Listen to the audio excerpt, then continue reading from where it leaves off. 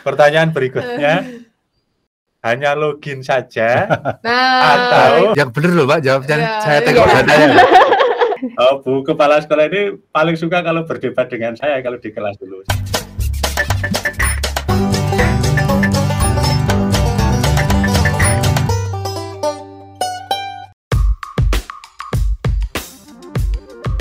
Halo sahabat Edu, selamat datang di podcast Transformasi Digital. Yeay! Jadi di podcast ini kita akan mengupas informasi terkait dengan KM dan PMM. Nah, KM itu apa sih? KM itu Kurikulum Merdeka dan PMM itu Platform Merdeka Mengajar. Nah, di podcast kali ini saya ditemani dengan narasumber-narasumber keren. Ada Bapak Darmadi, SPD MPD, Kepala BBGP Jawa Tengah. Halo, selamat datang di studio Pak Darmadi. Assalamualaikum. Waalaikumsalam. Bagaimana Pak kabarnya? Alhamdulillah sehat, baik. Tadi perjalanan dari Karanganyar ke sini lancar ya Pak? Lancar dan Oke. kasih malahan. Oh, ini ya pagi sekali ya Ya. tadi yang semangat untuk menghadiri podcast kita hari Ya. ini. Oke.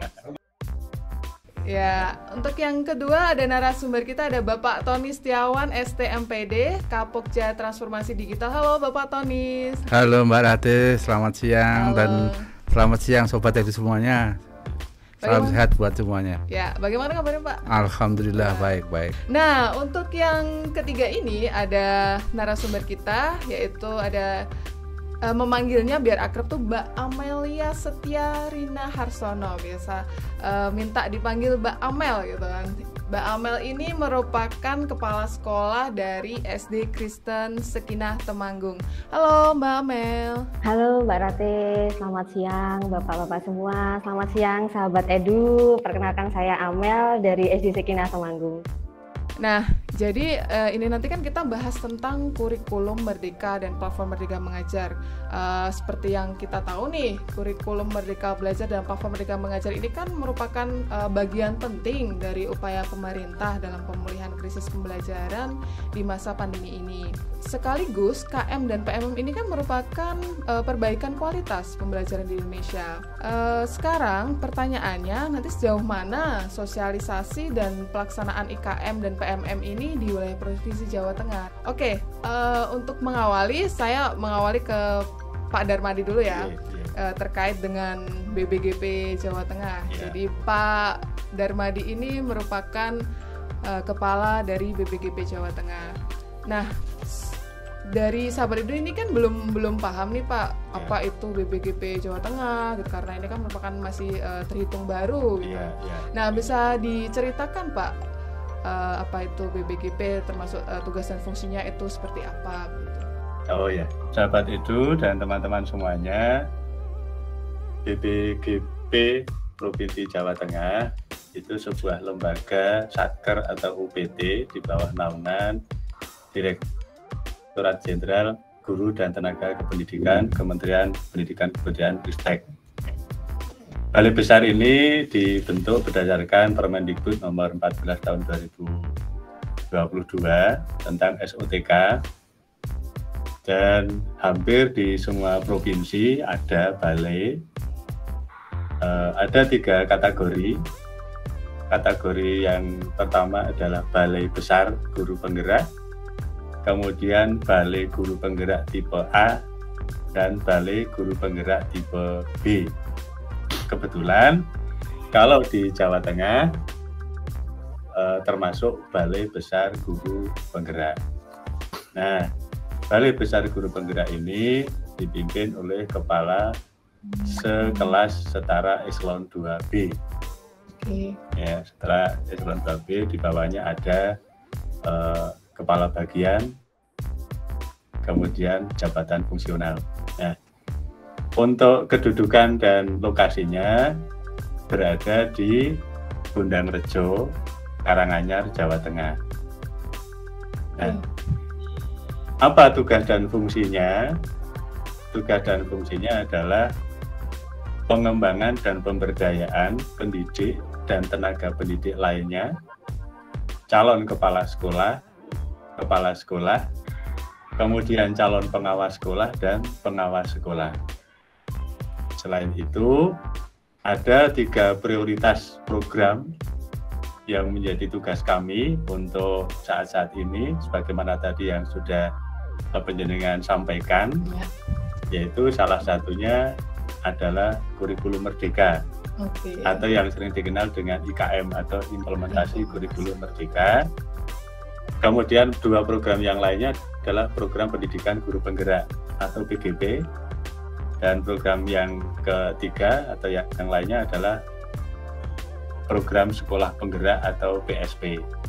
Ini semuanya menjadi satu kesatuan untuk mendukung transformasi pendidikan yang tujuannya untuk meningkatkan kualitas daya saing generasi muda kita di kancah lokal maupun global.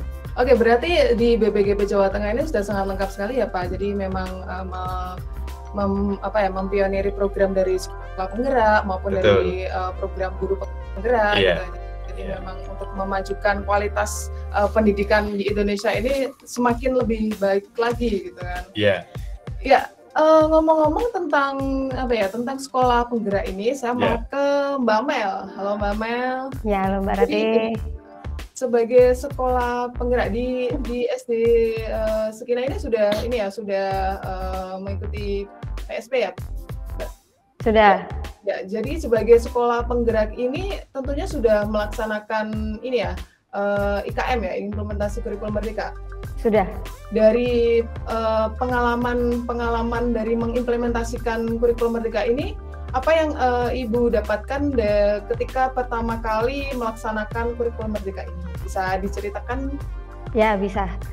Jadi seperti ini Mbak, ketika kami mengikuti untuk program PSP 1 ini, kami mulai dari tahun 2021. Jadi benar-benar awal diterima menjadi sekolah penggerak angkatan 1 di tahun 2021-2022. Jadi kalau sekarang masuk ke tahun ajaran 2022-2023, ini berarti sudah tahun kedua. Jadi kami mengimplementasikan kurikulum merdeka itu sudah 4 kelas 1, 2, 4, dan 5 begitu. Nah, untuk kegiatan kurikulum merdeka sendiri, kalau bagi kami khusus di SD Sekinah itu peluang besar karena benar-benar mengangkat merdeka belajar.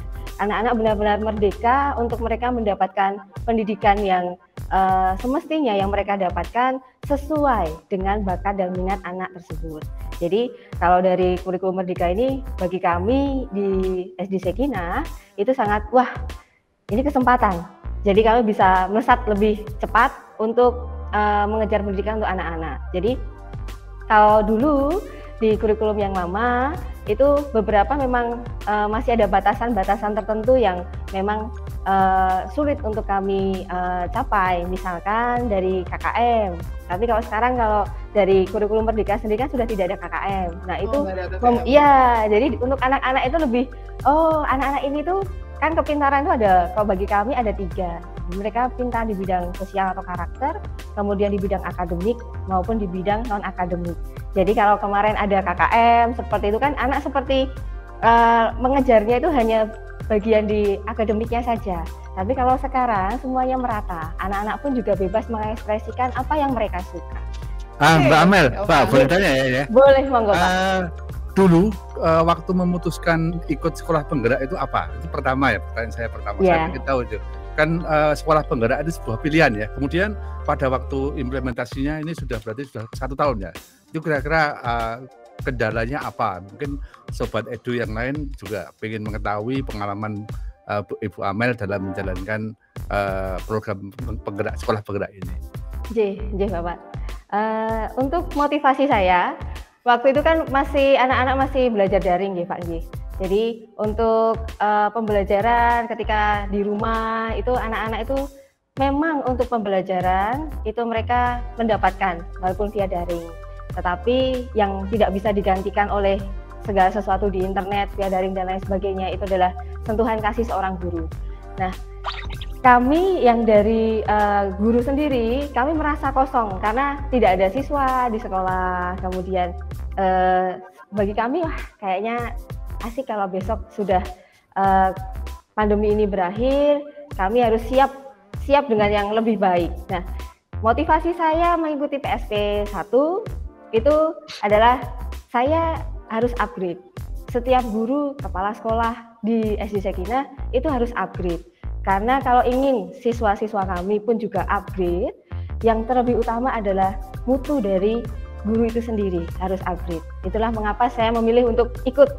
Ini kesempatan besar bagi saya. Walaupun ketika mengikuti tesnya, Angkatan 1 dan Angkatan 2 itu berbeda Pak J. Kalau yang Angkatan 1 itu kan ada tes bakat skolastik dan lain sebagainya. Kalau yang Angkatan berikutnya sudah tidak ada tes skolastik ini. Nah, di situ pergumulan sebenarnya. Tapi harus maju. Sekolah saya memikirkan seperti itu, sekolah saya harus maju untuk pelayanan pendidikan yang lebih baik lagi. Sekarang terkait dengan kebijakan dari Kemdikbud nih untuk terkait kurikulum merdeka itu sebenarnya seperti apa ya Pak Darmadi? Baik, sahabat Edu dan teman-teman semuanya, terkait dengan kurikulum merdeka itu merupakan bagian dari paket Merdeka Belajar yang tadi sudah saya sebutkan beberapa program diantaranya. Jadi kurikulum merdeka ini sebenarnya ingin menuju pada satu profil impian, yaitu profil pelajar Pancasila. Okay. Ya, sehingga dengan kurikulum merdeka ini diharapkan anak-anak kita bisa memiliki karakter sebagaimana yang dituntut di dalam profil pelajar Pancasila, yang salah satunya adalah beriman, bertakwa kepada Tuhan Yang Maha Esa dan berakhlak mulia, ya. Dan beberapa karakter profil yang lain. Nah, dengan kurikulum merdeka ini sekolah akan diberi pilihan yang menguntungkan sekolah, termasuk memberikan layanan yang lebih humanis kepada anak-anak, tidak adanya KKM atau batas-batas ketuntasan minimal yang cenderung secara klasikal, seolah-olah belajar ini hanya untuk tuntutan angka-angka saja. Nah, itu yang harus Kemudian paradigma baru dibukakan oleh Kementerian Pendidikan untuk mentransformasi pendidikan.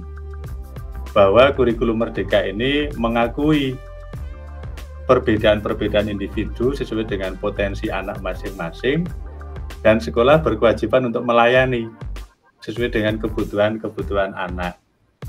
Sehingga tadi Mbak Amel sudah menyampaikan bahwa di sekolah ini anak tidak hanya dituntut untuk meraih angka-angka saja, tetapi juga bisa mewujudkan ide-ide kreatifnya, baik secara fisik maupun secara pikiran. Termasuk yang utama adalah tadi tentang profil pelajar Pancasila. Maka dengan adanya masa pandemi kemudian menuntut untuk belajar daring, memang tidak salah kalau ada istilah lost learning, tertinggalan pembelajaran. Tidak salah, tapi kita tidak boleh pesimis karena memang itu sebuah kondisi yang tidak bisa kita hindari. Justru dengan adanya daring ini menunjukkan semangat pendidikan kita. Ini juga ada hikmahnya. Sekarang pemanfaatan teknologi informasi menjadi sangat masif, ya. Contohnya kegiatan seperti ini, dan saya sangat yakin kalau semua kepala sekolah itu seperti Mbak Amel, insya Allah tidak akan butuh waktu lama untuk sukses kurikulum merdeka ini, ya. Apalagi pemerintah memberikan 3 pilihan, ya. Ada merdeka mandiri, ada merdeka belajar, ada merdeka berbagi, itu ya Mbak Mel ya. Jadi seperti itu. Mengapa saya cukup optimis dengan Bu Kepala Sekolah yang satu ini? Karena saya kenal cukup lama sehingga saya tahu karakternya. Ini mantan murid ya. Bu Kepala Sekolah ini paling suka kalau berdebat dengan saya kalau di kelas dulu. Sehingga ini memang ada potensi kepemimpinan yang cukup bagus dan saya cukup kenal dengan sekolah ini. Tetapi juga tidak berarti menafikan teman-teman kepala sekolah di seluruh Indonesia, terutama di Jawa Tengah, banyak yang potensial, ya. Nah, kemudian bagaimana peran Balai Besar ini terhadap pelaksanaan IKM dan PMM ini? Nah, jadi disinilah peran pendampingan, peran konsultasi, peran fasilitasi ini kami jalankan. Ya, sehingga di balai besar ini juga ada Pokja IKM yang tugasnya salah satunya adalah mendampingi. Oke, ngomongin IKM nih Pak Tony. Misalkan dia mau mengimplementasikan KM nih, apa yang harus dia lakukan gitu? Langkah apa yang harus dia persiapkan misalkan mau mengimplementasikan dari kurikulum Merdeka ini? Oke, sebenarnya mungkin perlu diketahui dulu bahwa dari 3 pilihan IKM itu sebenarnya tidak bisa dikatakan ini yang paling bagus, tidak. Jadi kalau itu yang paling bagus, pasti orang milih yang paling bagus.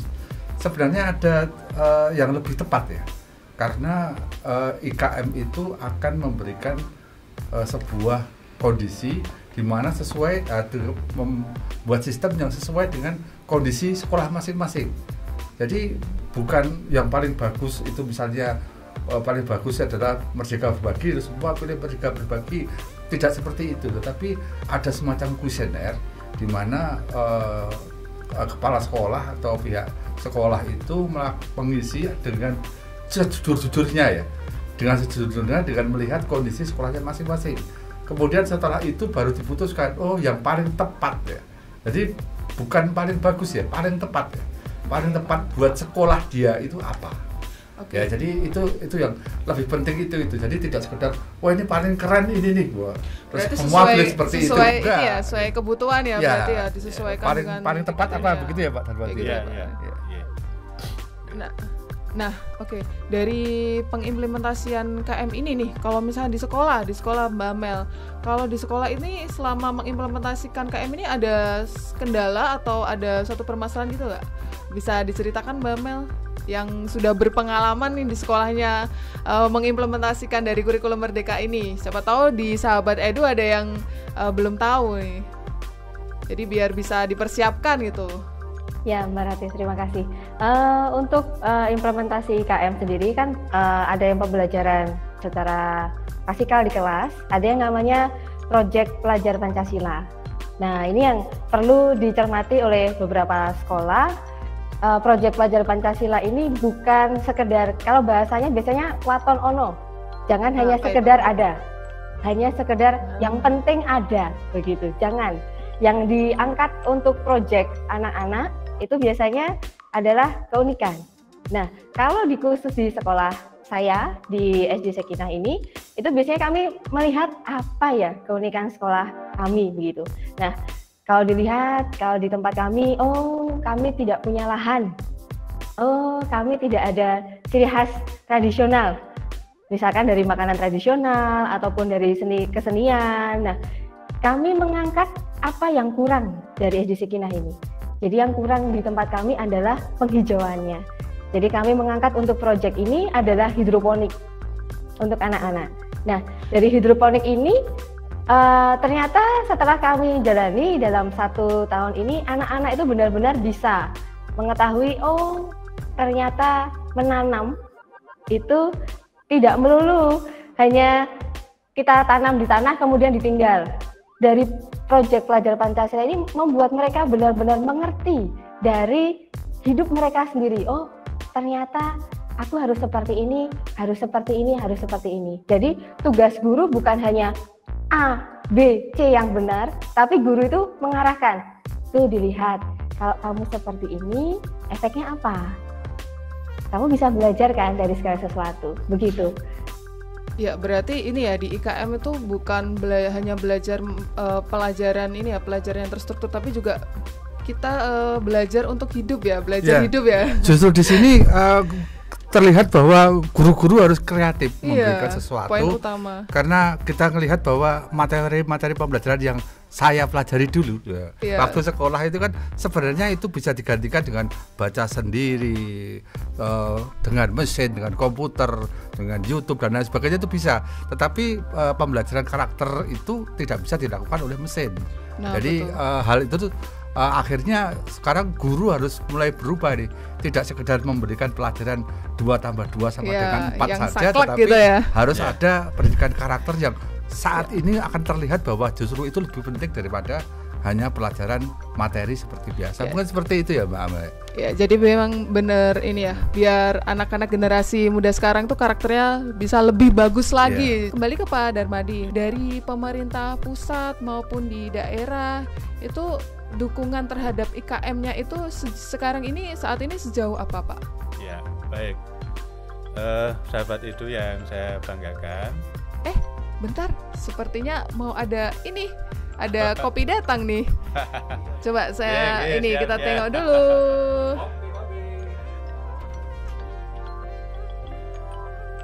Jadi biar kita ngobrolnya tuh enak sambil minum-minum secangkir kopi gitu kan. Biar tambah melek gitu, fresh gitu.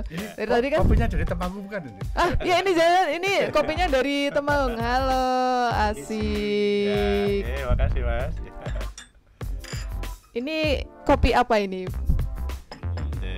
Robusta spesial. Oh iya, Robusta spesial.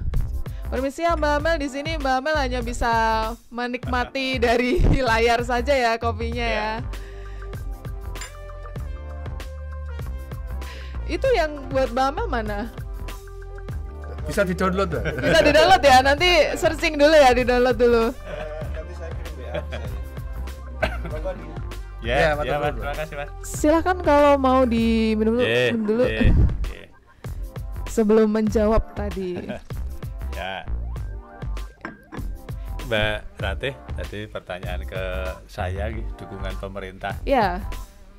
Jadi yang pertama jelas, terutama untuk sekolah angkatan Ibu Kepala Sekolah ini, pelaksanaan IKM ini sifatnya mandatori. Kalau dari sekolah-sekolah PSP itu mandatori. Sekolah itu mengikuti program sekolah penggerak, maka otomatis kurikulumnya harus kurikulum merdeka. Gitu.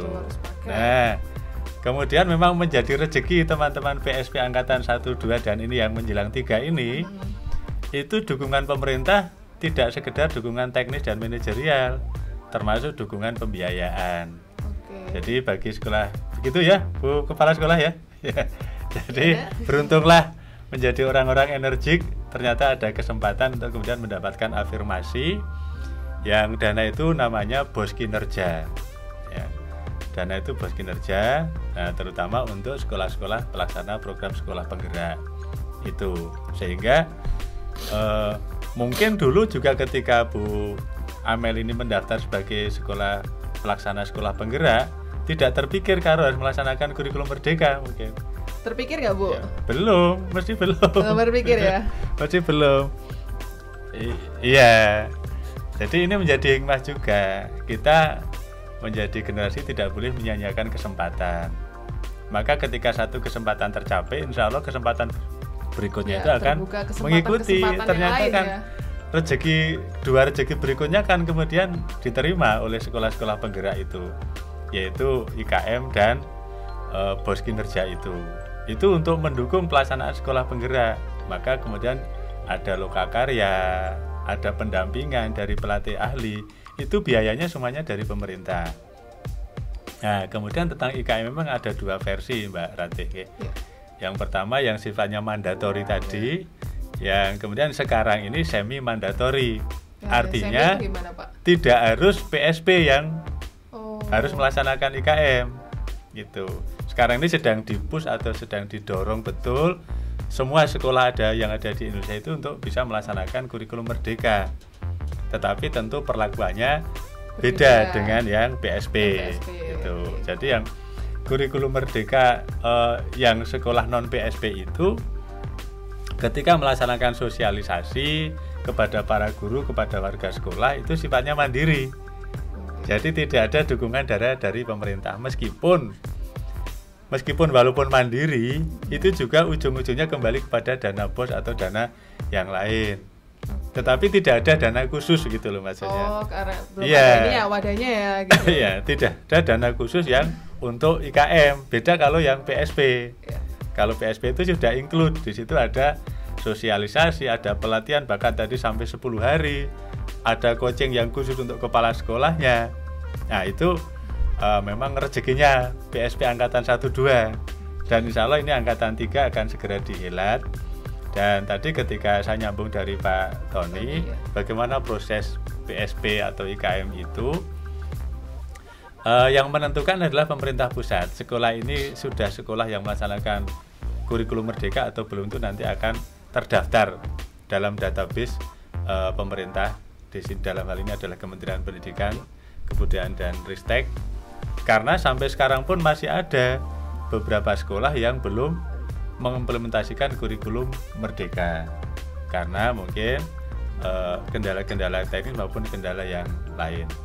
Tapi intinya salah satu dukungan yang lain selain tadi saya sebutkan adalah penetapan menjadi pelaksana IKM ini adalah pemerintah.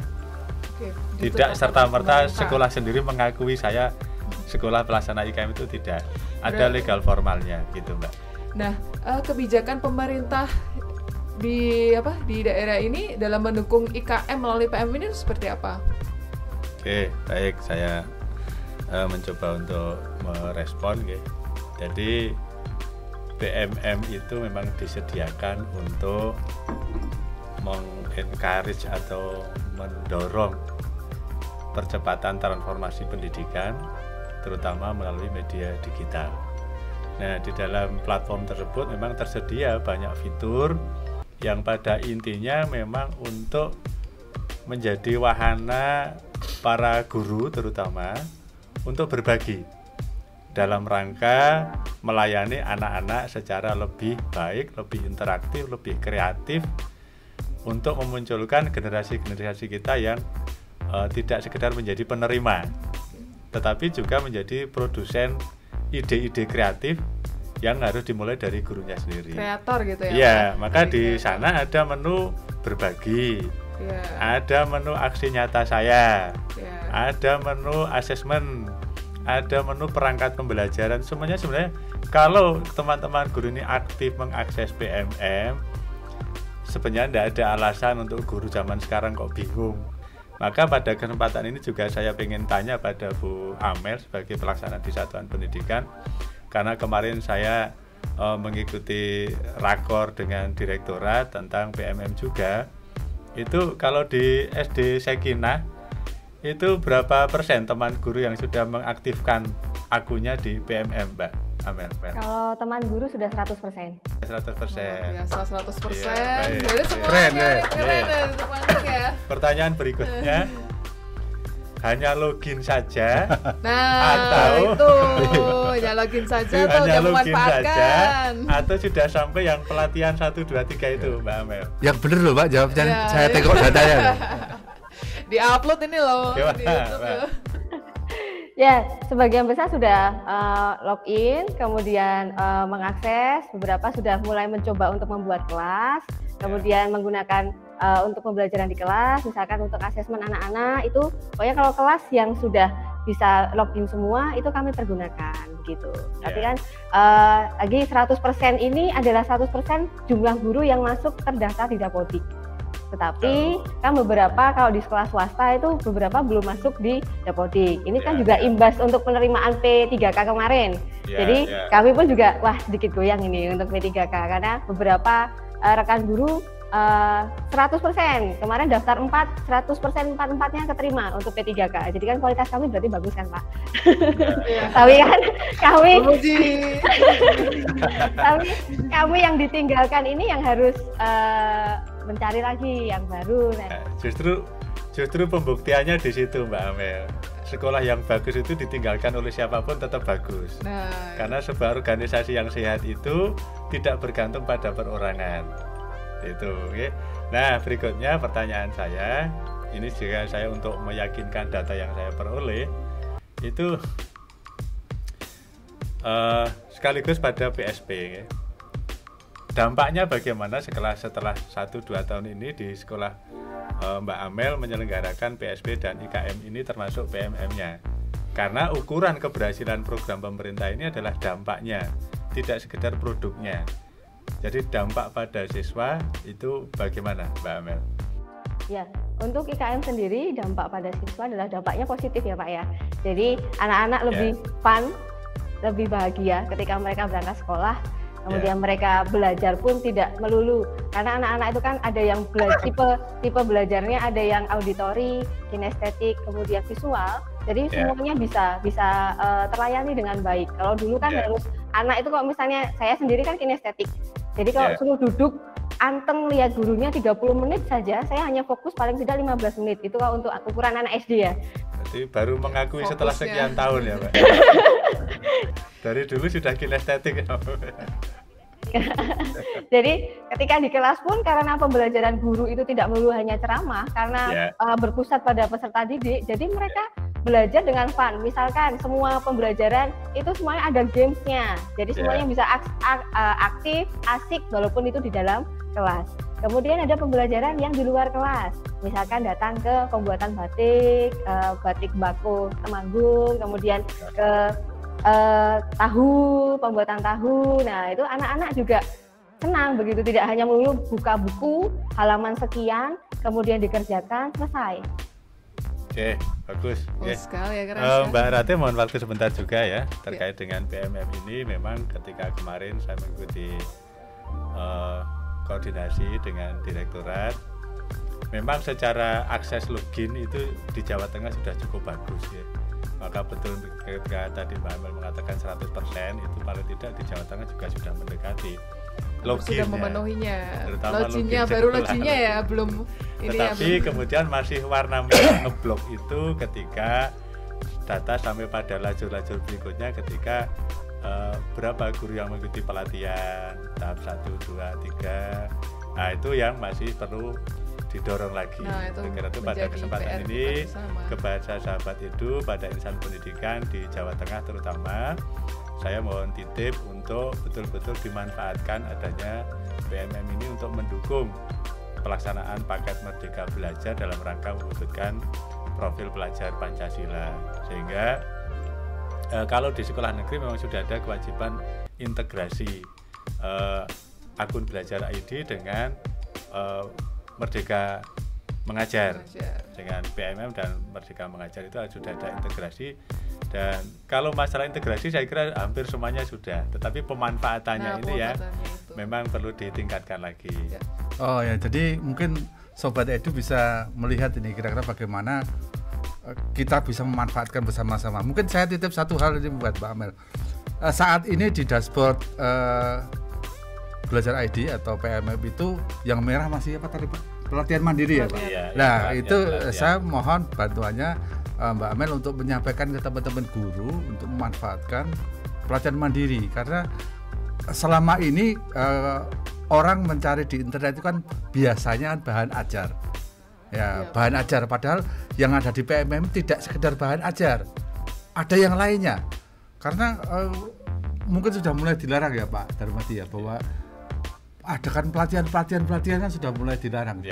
Makanya bergeser menjadi pelatihan mandiri. Jadi mungkin pelatihan mandiri itu agak berbeda dengan pelatihan secara konvensional, tetapi mau tidak mau itu harus dilaksanakan karena kita tahu guru di Indonesia itu begitu banyaknya.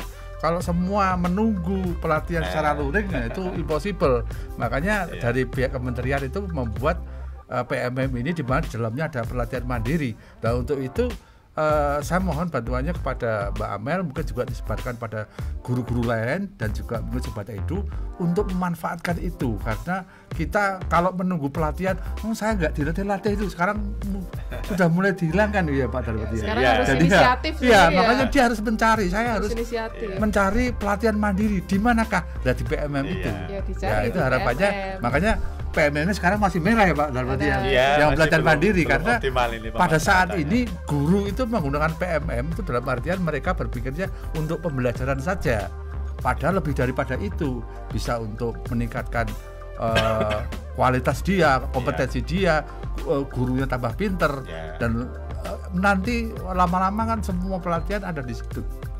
Semua pelatihan, jadi guru itu tidak kemana-mana sudah pintar gitu loh. Jadi karena dia berlatih sendiri dengan PMM itu. Jadi harapannya itu, makanya kalau pada saat ini kondisi dashboardnya masih merah ya karena mereka masih belum menyadari gitu aja. Ya mungkin memang ada beberapa guru-guru yang belum mengerti terkait fitur PMM itu apa sih, itu makanan apa itu kewajiban kita untuk beritahu. Itu jadi PR tuh, PR.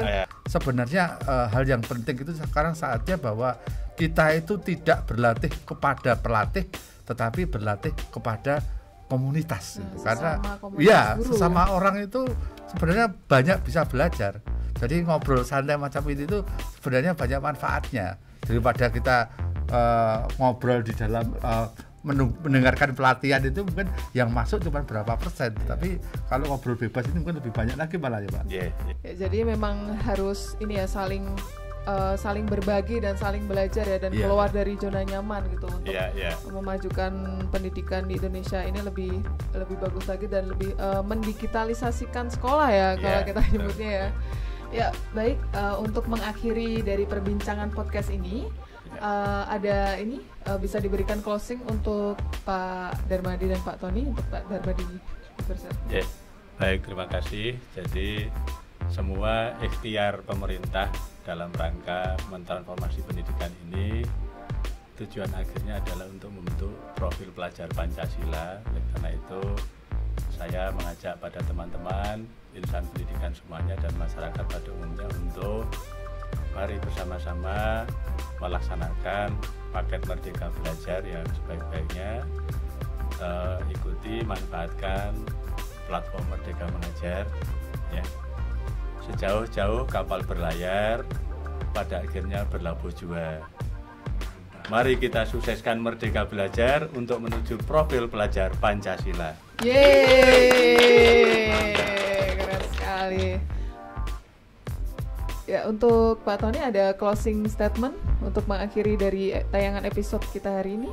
Oke, terima kasih. Jadi pada intinya bahwa perubahan IKM atau kurikulum merdeka ini harus dipahami oleh semua orang atau semua pihak terkait, baik itu dari kepala sekolah, guru, murid, wali murid dan lain sebagainya, dan semua bahwa kita harus percaya bahwa tujuan akhir itu tujuan akhir yang sangat baik. Jadi kita harus percaya itu memang ada banyak perubahan dan perubahan itu harus dipahami oleh semua orang.